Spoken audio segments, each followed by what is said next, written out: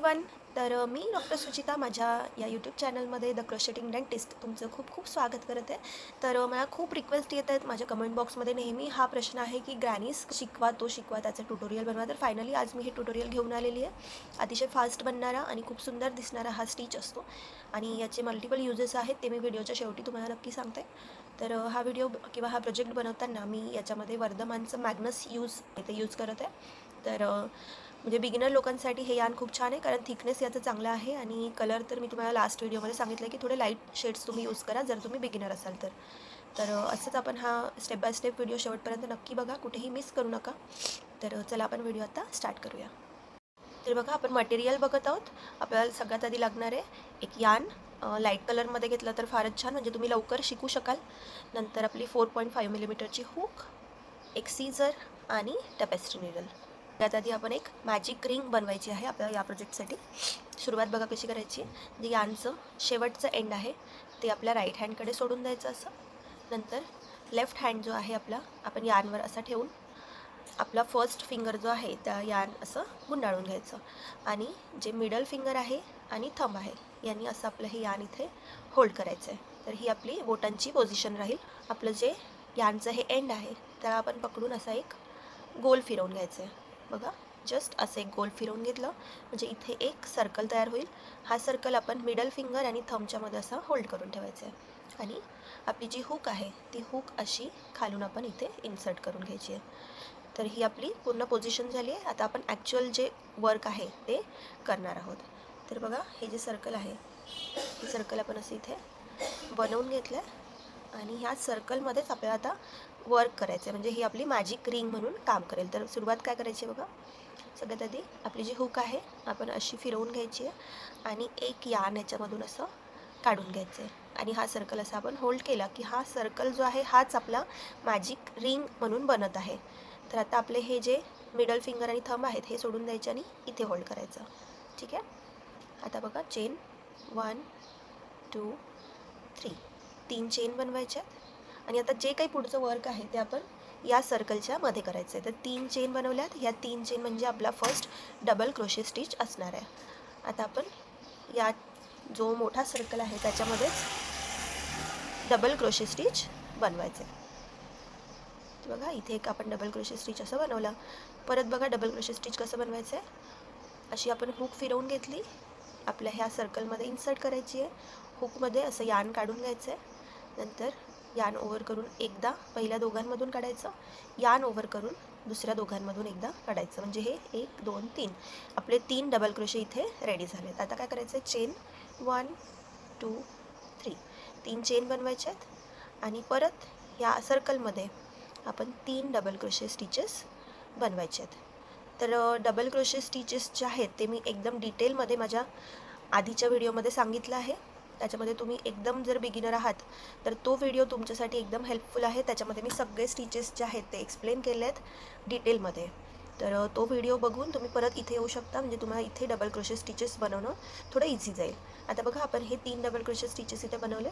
Next आपण परत 1 2 3 3 chain बनवायचे आहेत.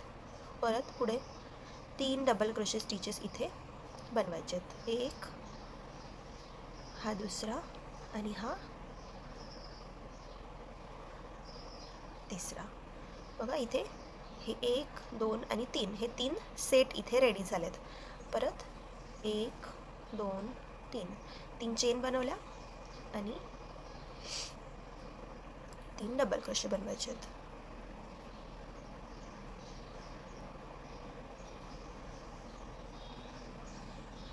आता आपण हा जो धागा आहे आपला, हा जो धागा आहे शेवटचा जो उरलेला धागा आहे तो आपण असा ओढून घ्यायचा आहे, म्हणजे इथे आपलं मॅजिक रिंग जी आहे ती अशी क्लोज झाली. बघा, जो सर्कल होता तो इथे बंद झाला.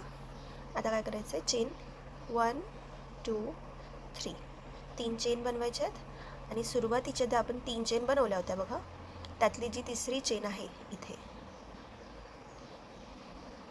त्याच्यामध्ये आपण आपलं स्लिप स्टिच बनवायचं आहे, म्हणजे आपला फर्स्ट राऊंड इथे पूर्ण झाला. तर बघा, हा एक छोटूसा स्क्वेअर असा इथे रेडी झाला आहे. हे 1 2 3 4 ह्या 4 बाजू रेडी झाल्या आहेत आणि 4 कॉर्नर्स आपण इथे रेडी केले आहेत. तर हा आपला फर्स्ट राऊंड इथे पूर्ण झाला. आता नेक्स्ट राऊंडसाठी बघा आपण काय करायचं आहे. हा जो डबल क्रोशे आहे दुसरा, इथे आपण हुक इन्सर्ट करून घ्यायची डबल क्रोशेवर आणि स्लिप स्टिच इथे बनवून घ्यायचा. परत पुढचा जो डबल क्रोशे आहे त्याच्यामध्ये पण एक स्लिप स्टिच बनवून घ्यायचा आणि हा जो कॉर्नर आहे 3 चेनचा, इथे आपण येऊन असा एक स्लिप स्टिच बनवून घ्यायचा. म्हणजे आपण कॉर्नरपर्यंत पोहोचलो आहे, कारण जो आपला नेक्स्ट राऊंड आहे तो कॉर्नरपासून सुरू करायचा आहे. तर नेक्स्ट राऊंडसाठी बघा चेन 1 2 3 3 चेनपासून सुरुवात केली. ह्या 3 चेन म्हणजे आपला पहिला डबल क्रोशे असणार आहे. आता ह्याच 3 चेनचा जो स्पेस आहे तिथे आपण एक डबल क्रोशे आणि हा दुसरा डबल क्रोशे, म्हणजे इथे आपण ह्या 3 चेन जर पकडल्या तर एकूण 3 डबल क्रोशे इथे आपण बनवलेत. Next chain 3 बनवायच्यात. याच स्पेसमध्ये परत 3 डबल क्रोशे आपण बनवून घ्यायच्यात. 2 आणि 3. बघा, हा कॉर्नरच्या जागेवर इथे आपण कॉर्नर बनवला आहे. आता चेन 1 बनवायची आहे आणि परत हा नेक्स्ट जो कॉर्नर आहे इथे आपण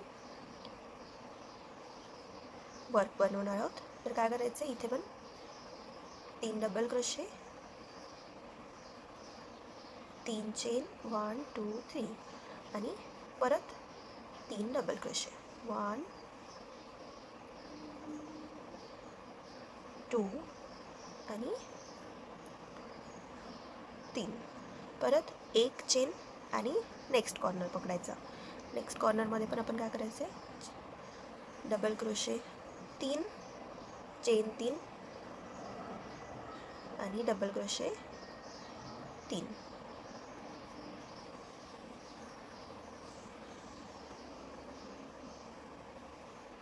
हे तिसरा डबल क्रोशे. परत चेन 1 आणि चौथ्या कॉर्नरमध्ये वर्क करायचं आहे. डबल क्रोशे 3 चेन 3 आणि डबल क्रोशे 3.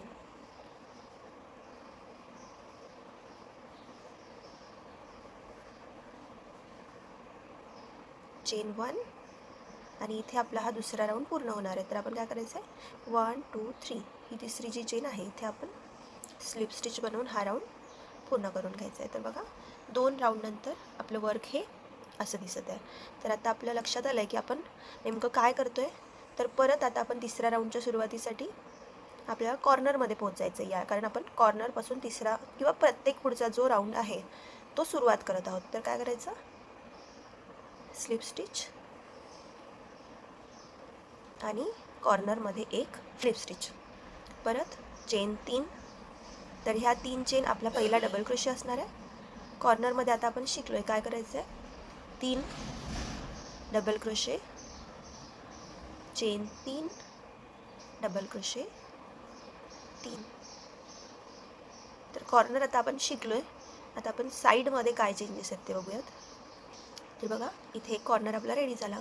आता आपण काय करायचं, चेन 1 केली की हे जे 2 आपण 3 डबल क्रोशे आणि 3 डबल क्रोशे, इथे जो गॅप आला आहे हा चेन 1चा, इथेही आता आपल्याला 3 डबल क्रोशे बनवायचे आहेत. म्हणजे आपला हा जो वाढत आहे त्याचा आकार वाढत आहे, त्याच्यामुळे आता इथे एक 3 डबल क्रोशेचा सेट अजून ॲड झाला आहे.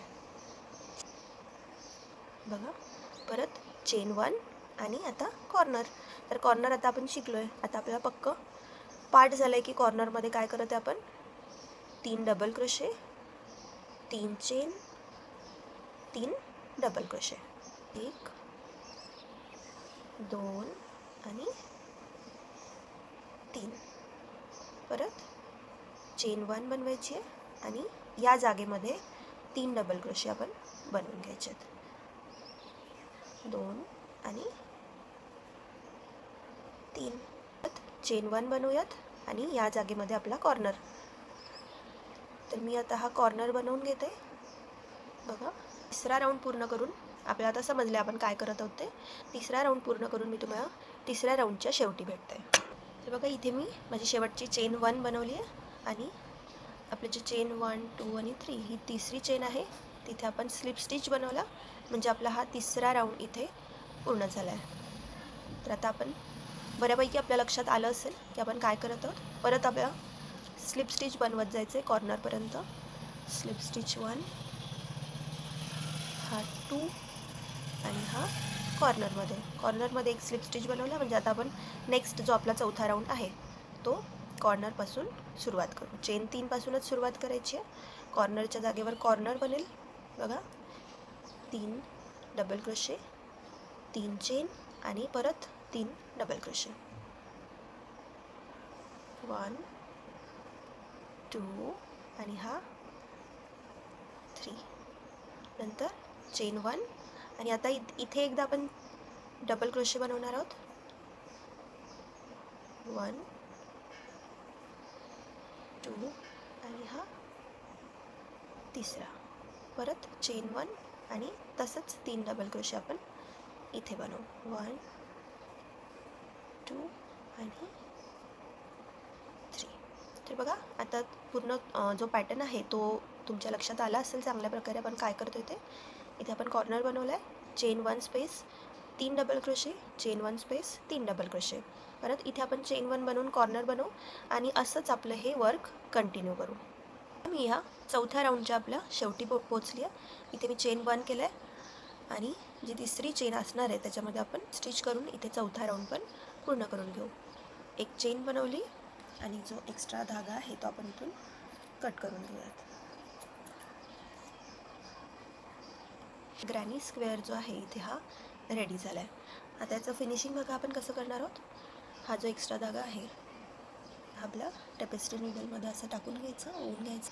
धागा असा आपण आपल्या जी सुई आहे टेपेस्ट्री नीडल आहे त्याच्यामध्ये ओवून घेतला. जी मागची बाजू आहे उलट बाजू आहे त्याच्यामध्ये असं थोडं स्टिचेस आहेत त्याच्यामध्ये हा आपण धागा असा काढून घेऊयात.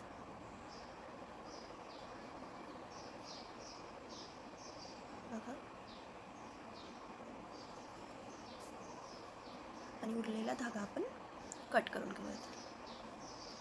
बघा एकदम फिनिशिंग येऊन जाते. थोडंसं हे जेव्हा आपण करतो तर आपल्या वर्कला एकदम छान फिनिशिंग येते. आणि हा जो आपला सुरुवातीचा धागा आहे याच्यासोबतही आपण फिनिशिंग करून घेऊयात. तर बघा फिनिशिंग आपली झालेली आहे. दोन्ही जे धागे होते आपण हाईड करून एक्स्ट्रा धागे कट केलेत. तर ही आपली फ्रंट बाजू आहे आणि ही मागची बाजू आहे. तर अतिशय सुंदर असं हे दिसायला लागलं आपलं वर्क. तर इथे अशा प्रकारे आपण हा ग्रॅनी स्क्वेअर कसं बनवायचा, ग्रॅनी स्टिच, तर त्याचा हा व्हिडिओ आज इथे आपण कंप्लीट केला आहे. आय होप की तुमच्या लक्षात आलं असेल आणि तुम्हाला हा आता व्हिडिओ समजला असेल की कसं बनवायचं आहे ते. तर जर काही समजलं नाही, काही अडचण आली तर नक्की व्हिडिओच्या कमेंट्स बॉक्समध्ये लिहा. मी तुम्हाला नक्कीच तिथे रिप्लाय करते. आणि दुसरी गोष्ट अशी की आता हे ग्रॅनी स्टिच तर आपण शिकलो, पण आता याचे यूज कुठे कुठे आपण करू शकतो. तर आपण पाऊच बनवू शकतो. म्हणजे आता हे जे आपण वर्क शिकलो हेच आपण रिपीट करत गेलं म्हणजे आपले स्क्वेअर्स मोठा होईल. आपला जो स्क्वेअर आहे तो मोठा होईल. तर याच्यापासून आपण स्वेटर्स किंवा मफलर किंवा स्कार्फ बनवू शकतो, छोटे पाऊच बनवू शकतो, कॉईन पर्स बनवू शकतो, हँडबॅग्स बनवू शकतो, स्लिंग बॅग बनवू शकतो, मोठ्या टोट पण बनवू शकतो, टोट बॅग्स. आणि जॅकेट्स आपण हे यूज करून बनवू शकतो. आपण पिलो कवर्स बनवू शकतो. असंख्य याचे यूज आहेत. आणि हा बनायला पण खूप फास्ट आहे स्टिच आणि दिसायला पण खूप सुंदर आहे. किंवा काही चुकत आलं नाही तुमच्या तर कमेंट बॉक्समध्ये जरूर लिहा. मी तिथे तुम्हाला रिप्लाय करेल. आणि जर व्हिडिओ हेल्पफुल वाटला असेल, छान वाटला असेल, तुम्ही शिकला असाल आजच्या व्हिडिओमधून काही, तर प्लीज व्हिडिओ लाईक करा आणि सोबतच माझं चॅनल सबस्क्राईब करायला विसरू नका. मी असेच छान छान नवीन व्हिडिओज रोज घेऊन यायचा प्रयत्न करत आहे. तर व्हिडिओ शेवटपर्यंत पाहिल्यासाठी खूप खूप धन्यवाद. भेटूयात नेक्स्ट व्हिडिओमध्ये.